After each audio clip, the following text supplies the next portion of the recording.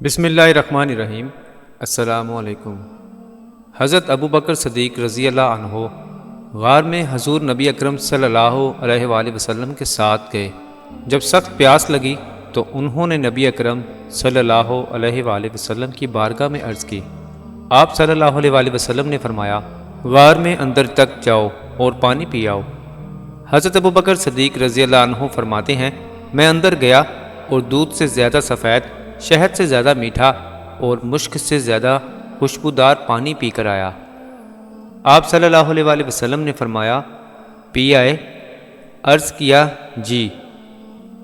حضور نبی اکرم صلی اللہ علیہ وآلہ وسلم نے فرمایا، ابو بکر، تمہیں بشارت نہ دوں؟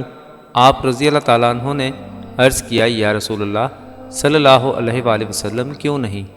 آپ صلی اللہ علیہ وآلہ وسلم نے فرمایا، اللہ تعالیٰ نے جنتی نہروں کے نگران فرشتے سے فرمایا ہے کہ جنت الفردوس سے لے کر غار سور تک نہر بنا دو تاکہ ابو بکر سیراب ہو جائے۔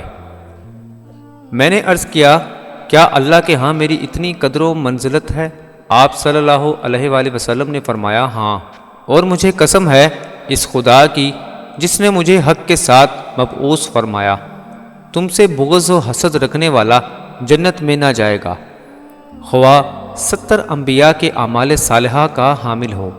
اسے حضرت عبداللہ رضی اللہ عنہ نے روایت کیا ہے۔